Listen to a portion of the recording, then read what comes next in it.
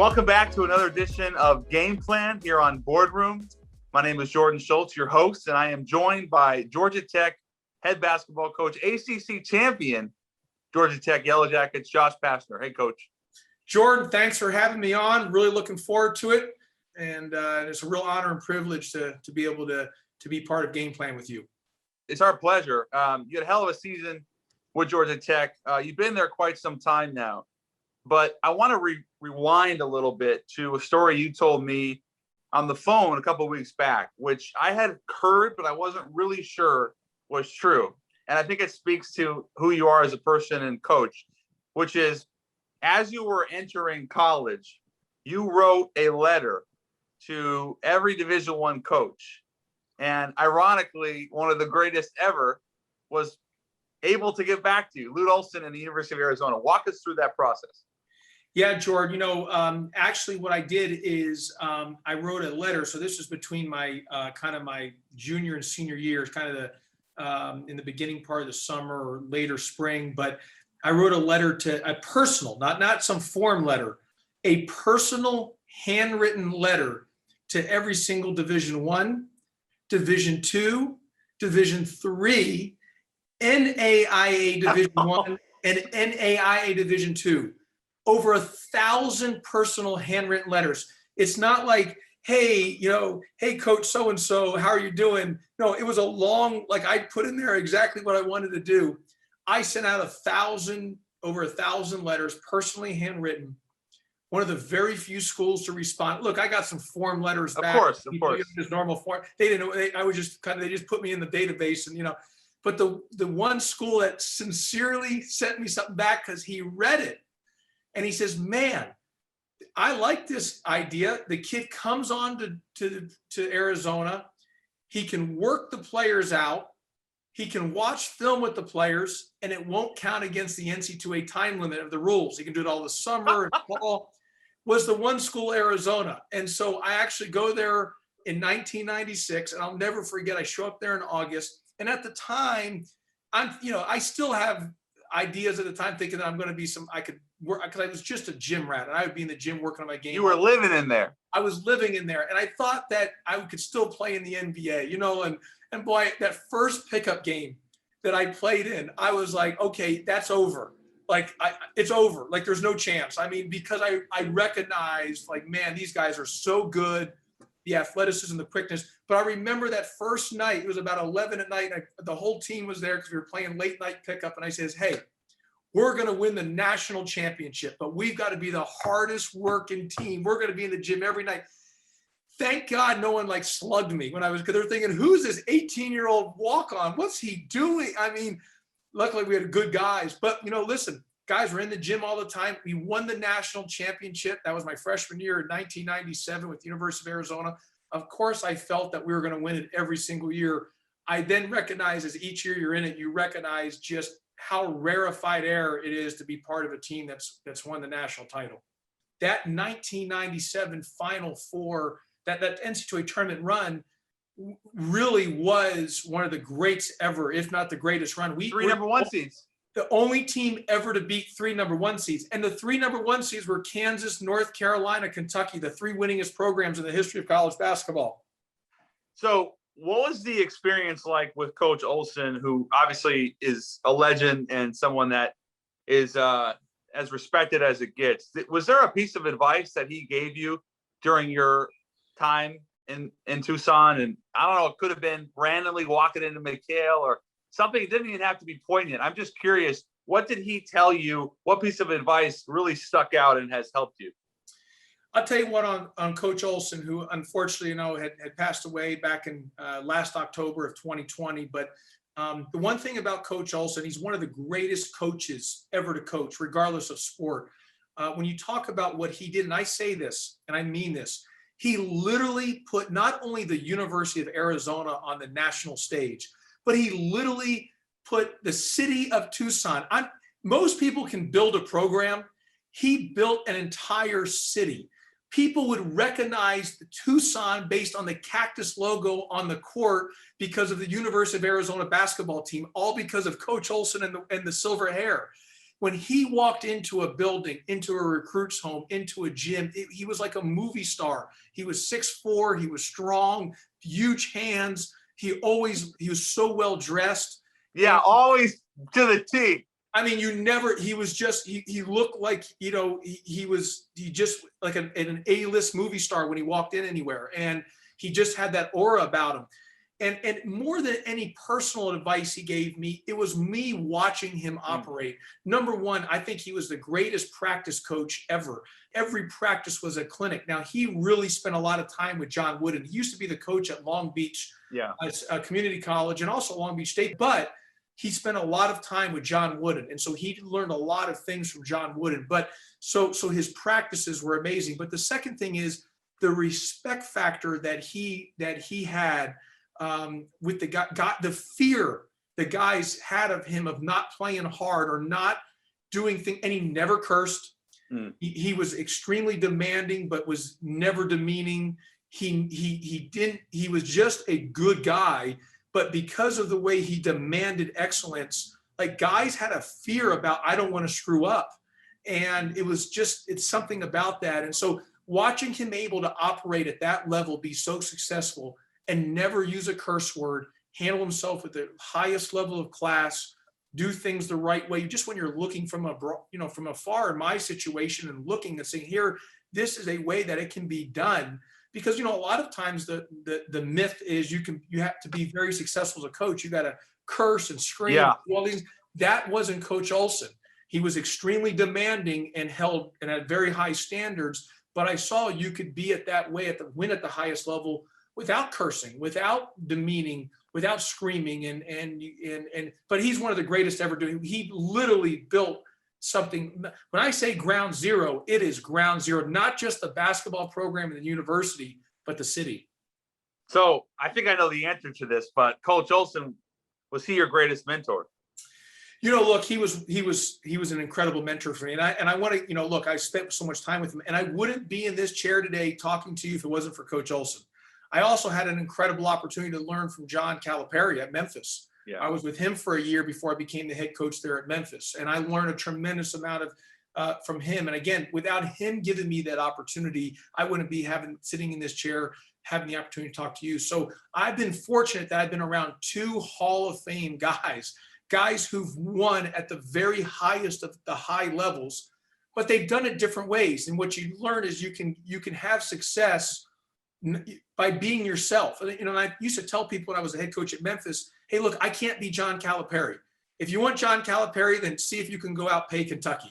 But I can't be John Calipari. I'm going to have to be Josh Pastner. I can take what I've learned from Coach Calipari, just like I can't be Coach Olsen. I can take what I'm going to learn from Coach Olsen and then build my philosophy, but in my own personality, and you're comfortable in your own skin in a sense that you've got to be able to coach and teach what you feel is best and what is most important to you when you're coaching and teaching. First of all, you guys own that win. That was you guys took advantage of the opportunity and you own that win. That was a gutty, gritty, tough, hard-nosed, big-time Georgia Tech win. Okay, I'm proud of you guys. You mentioned Coach Olsen and more of the cerebral approach. I've had Coach Cal has actually been on here, and he's obviously he's a character to say the least. But there is a buy-in from his kids as well. The difference with him was mainly what for you? Let me tell you, here's what I would tell you about Coach Calipari. First of all, he's an incredible basketball coach. He doesn't get enough credit based on his ability to coach. I mean, look, he's one of the greatest recruiters, if not the greatest ever to be in our sport. And he has great players. But I also think it's harder sometimes to coach great players and get them to play as a team and cohesive as he does. His teams always play hard. And you're right, they have a great buy-in for him. John Calipari would be a multi-millionaire if he started a pizza shop down the corner. He just happens to be a college basketball coach. He's the greatest marketer. He's a businessman. It just happens he's in this field. I've been so many times with him where he looks around the corner and he says, you know what? If that pizza place isn't gonna make it, or that business won't because of the location. Or he said, man, if there was a store right there in this location, it would do what? His mind is amazing how it works. And so he coaches the guys hard, but he loves on them too. And the ability for him, for the level of player that he gets, I mean, he gets the best of the best, for them to play so hard for him, the talent that takes, I don't think people realize that is a very hard thing to do. And that just shows you, that's why Coach Calipari is one of the greatest ever to do it as well, regardless of sport. And, but he's phenomenal. And I don't think he gets enough credit about how good of a coach he really is. So Josh, did you always want to be a coach then? Doesn't it feel like there was ever an inflection point where you said, I wanted to do something different? I was in 5th grade, Jordan, watching the Lakers and Celtics on the national network. And I remember turning to my father and saying, look, if I can't stay in the game as a player, I mean, I want to stay in the game of basketball. And if I can't stay in the game as a player, the next best thing to playing in my mind was coaching. That allowed me to stay with the adrenaline rush, the just involved in the game, the winning and losing of all what goes into that, the preparation, being around people. And since 5th grade, I have put all my energies towards coaching. Now, that doesn't mean that I tried like crazy. I was a gym rat. Who doesn't have aspirations of playing the NBA? You think you're a good shooter, you play in the team. A little bit more than that. I was thinking when I was going to Arizona, I was gonna be the next Steve Kerr, you know what I mean? And you're thinking that because but what you recognize as you have a little more sense of reality, and like I said, when I got to Arizona, there's just sometimes there's just a ceiling. You could work 24 hours a day. There's just a ceiling, and there's just, you're not able to go past it. So you got to start then really looking at what do you want to do your next chapter of your life, and understanding that reality of where I was. I also knew that I needed to invest to be ready for my next chapter of my life, and that is why at Arizona, I actually got my bachelor's degree in 2.5 years. No summer school, no units coming in, because I knew I wanted to coach. Wow. I knew it was important for when you're dealing with athletic directors, deans, presidents of institutes and universities that you're going to be, academics is going to matter. And then I got my master's in 1 year. So in 3.5 years, 7 semesters, I got my bachelor's and master's with the mindset thinking, hey, I've got to transition to my next chapter of my life. And this area to show that I'm serious about academics, if you want to coach in college, because you are dealing with student athlete and the institute or the university, to show that how serious I am academically. What were your undergraduate and master's degrees? I got my undergraduate in family studies. Family studies was a lot about the psychology of people, and I felt that was really important to me in dealing in the world that I was going to go into. Was going to be, you're dealing with people, and also I felt like I also felt like when I was going to recruit, you're going to be dealing with families from all kinds of different backgrounds. And I thought it was important to understand that, to have a grasp, because if you're going into the home and trying to recruit people, and or when they come to your school for the time, they're part of your family, and their families are your part of extended families. Then my master's I got in higher education, which I wanted to focus on to continue on the educational part. So I really tried to focus some things that was into that gave me some idea of understanding that would help me into my coaching career. And obviously the best knowledge I got was being around Coach Olsen and learning on the games X's and O's. But as you know, Jordan, no matter what, as much as X's and O's strategies and stuff to know, it's still a people's business. Everything's about people. And people aren't robots, and you're still human beings. They have feelings, emotions, highs and lows, and positive and negative days. And it's dealing with that still in the end is what it's about, is you're dealing with people. Is that your favorite part of coaching? Yes. I look, I mean, everybody, when you win, it's exciting. Oh, well, yeah, of course. You love to win, and who doesn't? But in the grand scheme of things, you're actually spending more time when you're not coaching in a game, if that makes sense. That's only a small part. A small part. And so the ability to like our point guard, Jose Alvarado, what a story. Unbelievable story. He's going to graduate in the spring. First one from his family to ever graduate from college, and his entire family, extended family. It's an incredible story. And like, he'll tell you, like, coming to Georgia Tech changed my life. Like, it changed his life. It gave him an avenue of doors opening for him.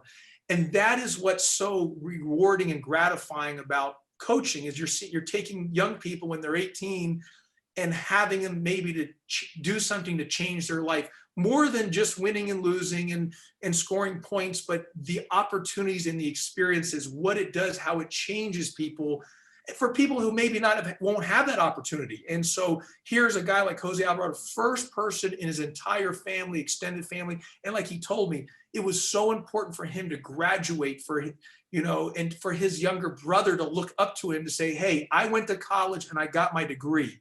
And it just changed, as you know, George, things like that can change your life. Yeah. It can change the whole course of generations and everything else. And so stuff like that is so gratifying, rewarding when you're talking about coaching.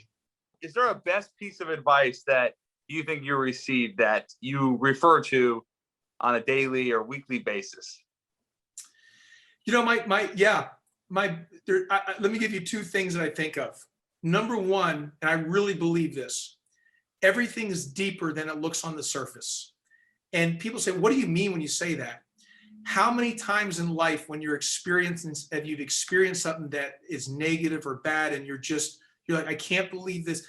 And then 6 months later, because of that, something greater happened to you, for some greatness came to you, a door opened to you. I use it in a sports analogy all the time. When you lose a game, like this year, we started off 0-2 to start the season. And the sky was falling, the earth was flat. It's over. And here we are at the end of the year, we're the ACC champions. And I look back and I say, man, that was deeper than it looked. On the time, it was so depressing in our world, but it was the best thing that happened, because it made us have to reinvent ourselves. It made us have to make changes that needed to be made. If we won those first two games, I don't know if we would have made, we say, hey, we won, we don't change anything. We might have lost the next 4 or 5, who knows what would have happened. And so things are always deeper than they actually look on the surface. The surface, it could say, man, it's this and that, but then all of a sudden later on in life, you look back and say, that was actually or you don't get a job that you really wanted. And then all of a sudden, a better job. 5 years later, you get something better. I mean, it's just deeper than it looks on the surface. And the second thing I would tell you, and I know this is really, people say it all the time, but I can't stress enough. People talk about literally one day at a time. And I think that's so important, but I even go even to a smaller level. I really believe one breath at a time.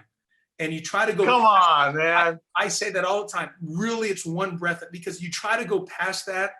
What gets people in trouble, including myself, it is when you start predicting or thinking about the future, and start trying to think that what's going to happen, what's going to come, what's going to do this. If we do this, this will happen. If we don't do this, the future gets everyone in the mind in trouble. And if you can just go one day at a time, one breath at a time, and it's much easier said than done, but to stay really centered in that, I think it can allow you to have some peace. But again, we all do. And I'm one of the worst at it. When you start predicting or thinking into the future, it's when you get yourself in trouble. Well, Coach, I want to thank you for taking the time. We loved having you here on Game Plan. And what do they call the Yellow Jackets? The Rambling Wreck? The Rambling Wreck, I always like to say, Georgia Institute of Technology, the Yellow Jackets, the Rambling Wreck of Georgia Tech. We'll hit it with that. We'll talk soon. Thank you so much. Thank you, Jordan.